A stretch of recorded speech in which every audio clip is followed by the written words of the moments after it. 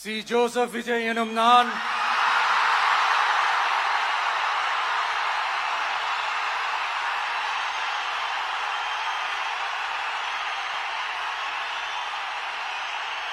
சட்டப்படி அமைக்கப்பெற்ற இந்திய அரசியல் அமைப்பின்பால் உண்மையான நம்பிக்கையும் மாறா பற்றும் கொண்டிருப்பேன் என்றும்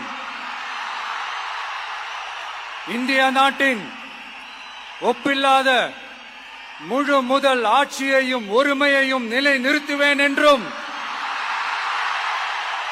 தமிழ்நாட்டு அரசின் முதலமைச்சராக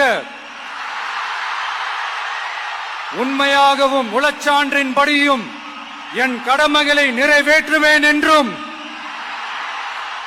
அரசியல் அமைப்பிற்கும் சட்டத்திற்கும் இணங்க அச்சமும் ஒருதலை சார்பும் இன்றி விருப்பு வெறுப்பை விலக்கி பலதரப்பட்ட மக்கள் அனைவருக்கும் நேர்மையானதை செய்வேன் என்றும் ஆண்டவன் மீது ஆணையிட்டு உறுதிமொழிகிறேன்.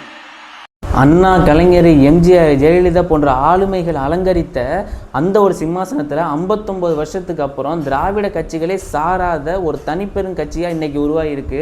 அநீதிக்கும் ஊழலுக்கும் எதிராக திரையிட மோதியவர் இன்னைக்கு நிஜ வாழ்க்கையில் மக்கள் துயரங்களை துடைக்க முதல்வராக இன்னைக்கு அரியணை ஏறி இருக்கிறாருங்க. விமர்சனங்கள்லாம் கடந்து தடைகளை தகர்த்து மக்களோட ஒரு பேராதரவோடு இன்னைக்கு அரியணை ஏறும் புரட்சி தலைவன் விஜய்க்கு மனமார்ந்த வாழ்த்துக்கள். 59 ஆண்டுகளாக எதிர்பார்ப்பெல்லாம் ஈடு செய்கிற அளவுக்கு ஒரு நல்லாட்சியை தருவார் அப்படின்னு மக்கள் சார்பாகவும் நம்ம சேனல் சார்பாகவும் கேட்டுப்போம். கங்க்ராச்சுலேஷன் டு தமிழக வெற்றி கழகம் தளபதி விஜய் அவர்களுக்கு. தொடர்ந்து அப்டேட்ஸ் கொடுப்போம். நம்மளை சப்ஸ்கிரைப் பண்ணுங்கள். தேங்க்யூ.